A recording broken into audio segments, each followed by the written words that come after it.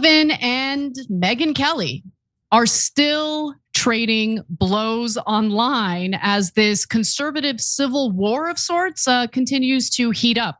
There's no signs of it letting up. Cenk, I know you did a live video on this as it was developing, but I'm curious what your 2 cents are.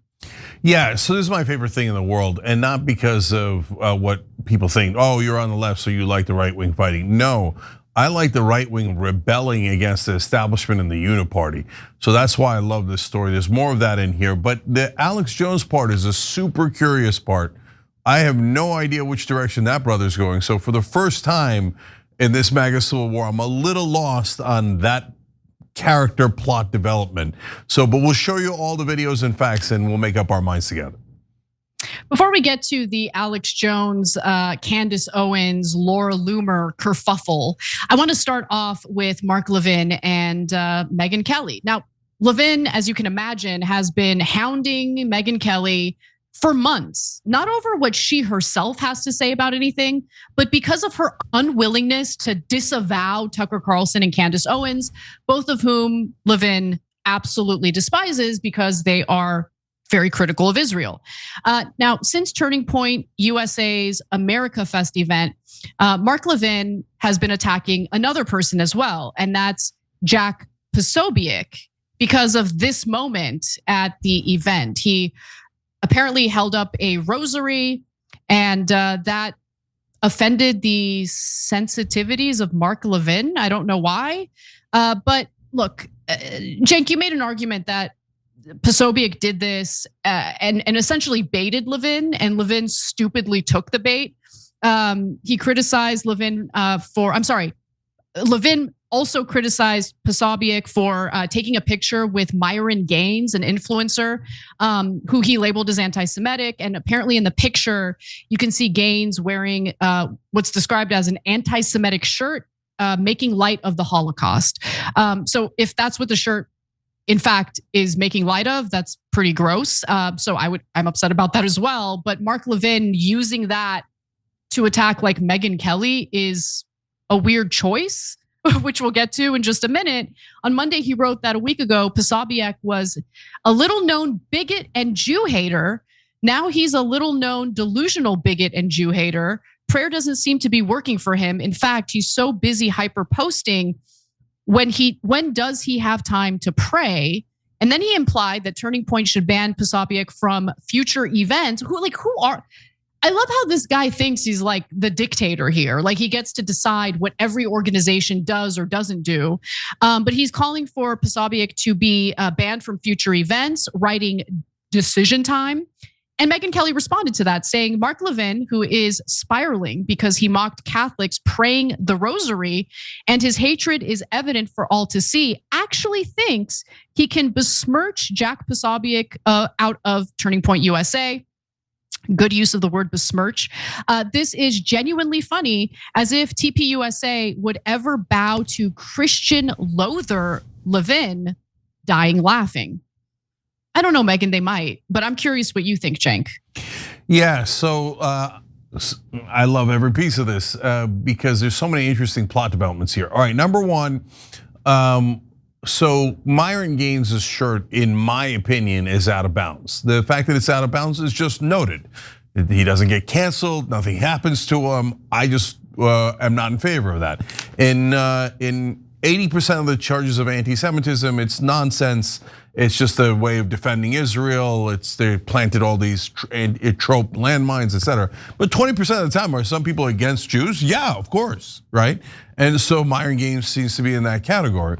So now what Levin does from there on is what's, of course, standard Israel first procedure. Okay, we've got a guy who's said plenty of bad things, but in that particular case was wearing a bad shirt, okay? So, okay, but I don't agree with him at all. All right, so then he says, since Posobiec was standing next to him and smiling, Posobiec is canceled. No, there's no smear by proxy, smear by standing next to a guy. And he's like, but in the picture he was smiling. I don't know what he was thinking in the picture. What is this nonsense, right? Then he says, okay, then Posobiec brings out the rosary beads at TPUSA. That's of course to rub it in the face of Jews and saying you don't belong here. And that's why he's an anti-Semite.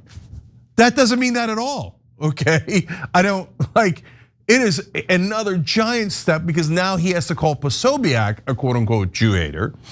And this is Megyn, now we're at the third level. This is 6 degrees of Mark Levin, right?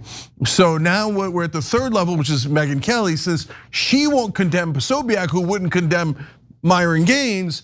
She's a Jew hater and she needs to be canceled, etc.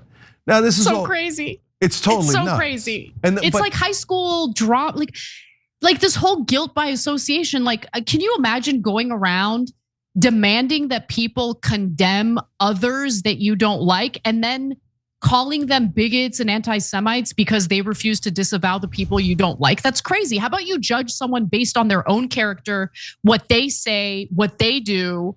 But no, this is like a cult. It's genuinely a cult. Anyway, sorry, continue. Yeah, well, that leads, of course, I totally agree. That leads to 2 other things. So now, the reason why Mark Levin does this is because he's used to it. And in the past, Anna, as we know, to be fair to Mark Levin, this one trick pony was the greatest pony in cancel culture history. You call somebody an anti-Semite, they're done forever.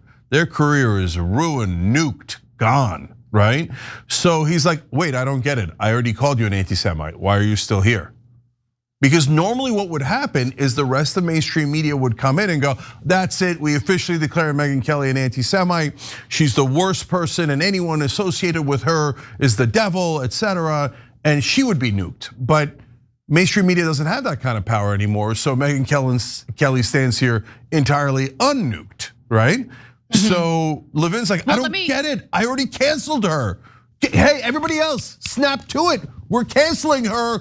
She's now a slight 1% Israel critic. Everyone destroy her.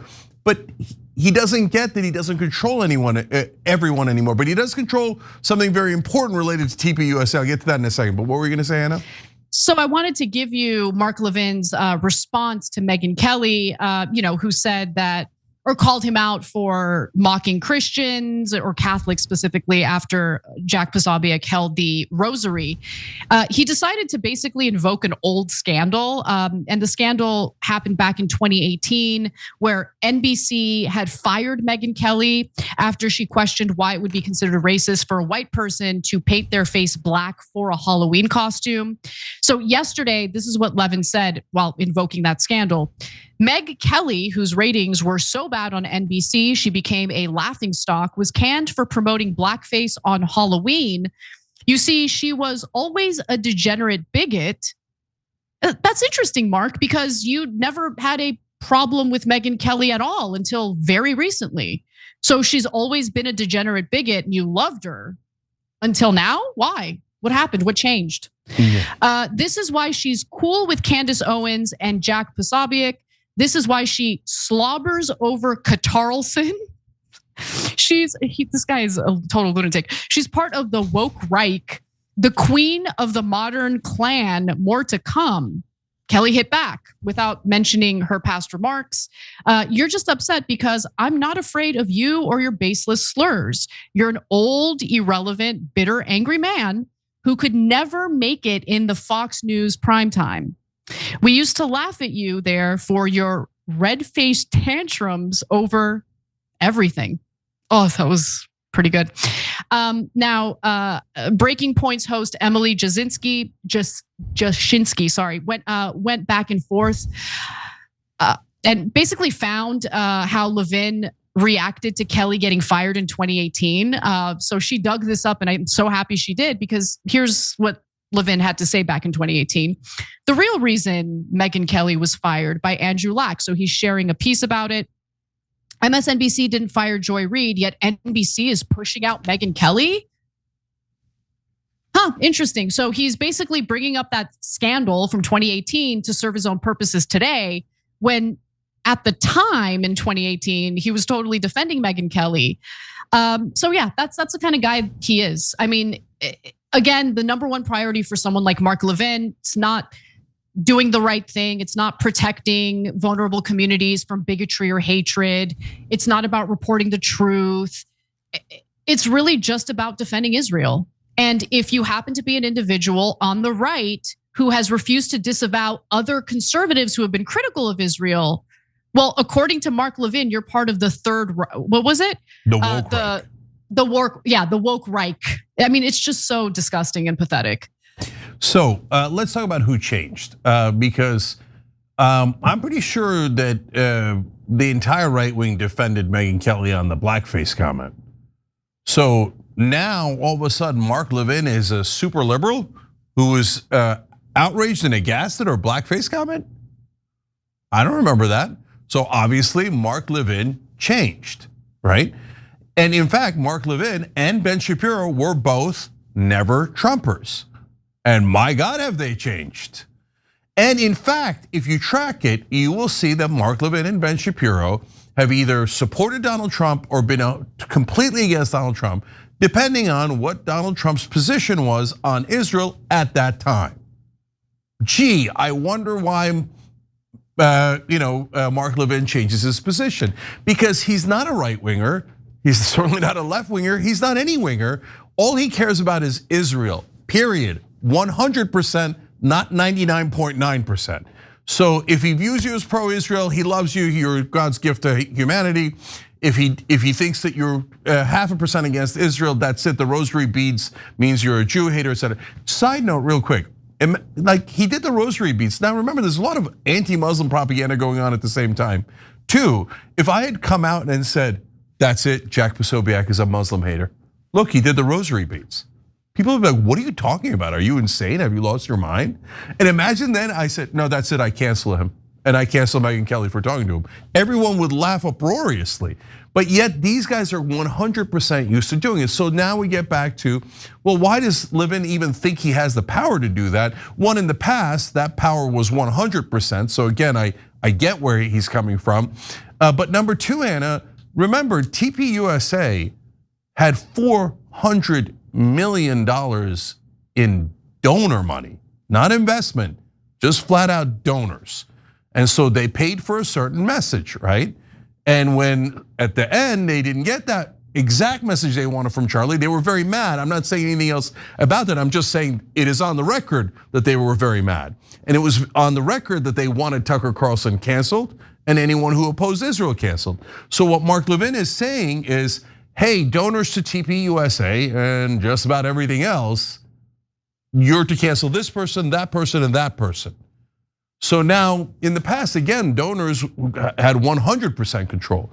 But now they've lost their own base. They've lost the grassroots. So they're at war with their own base, and it's amazing to see, because it was never their base in the first place. The reason the pro-Israel donors went there is because they thought it was easier to trick the right wing. Now they've come to find out, not as easy as they thought, and so now they're reeling, and they never planned for a second line of attack.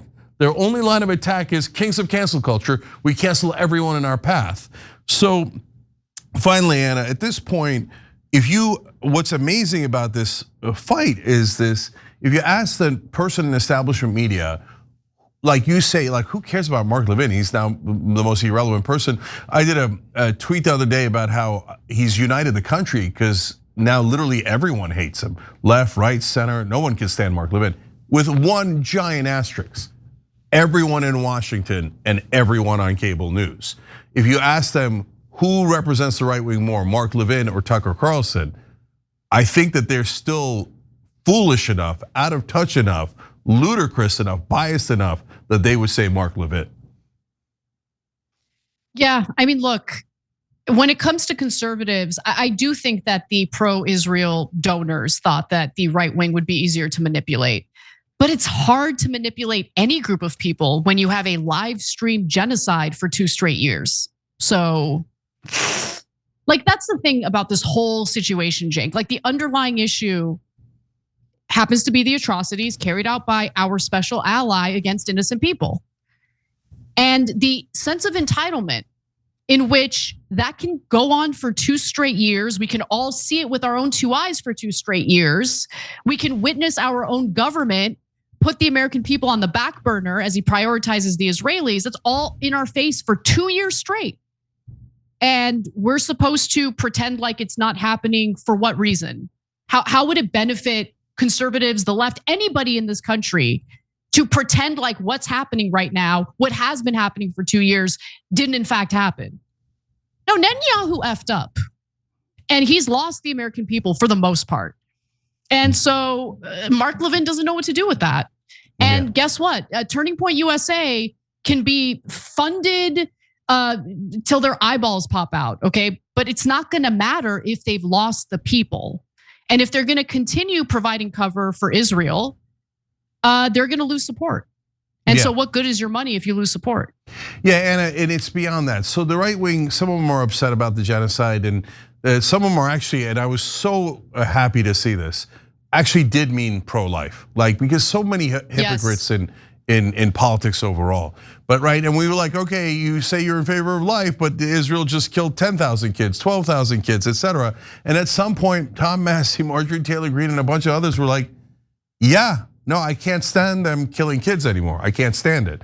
And now it's up to 20,000. They just keep going and going and going. So God bless those principled conservatives on that. But the second part of it is, I think, honestly bigger. They caught Israel with its hand in our pocket. They're like, whoa, what are you doing, brother? And they notice, oh my God, there's 300 billion missing. Did we give Israel $300 billion? Wait a minute, that is not a little amount of money. And now they're beginning to find out that there's a new memorandum of understanding that they're cooking up, where we would owe them around $100 billion guaranteed for the next 20 years. So now that they saw the guy's hand in their pocket, they're like, you think I'm gonna let you keep your hand in my pocket, dude? Are you insane? No, I'm gonna stop that robbery because I'm not a sucker. And Anna, the thing that's enraging people the most is they keep treating people like they're suckers. Yes, that's very true. So I'm on Megyn Kelly's side in this specific, conservative war. But when we come back from the break, I do want to talk about Alex Jones feuding with Candace Owens. I think he's a little jelly. I'll tell you why when we come back. Every time you ring the bell below, an angel gets his wings. Totally not true, but it does keep you updated on our live shows.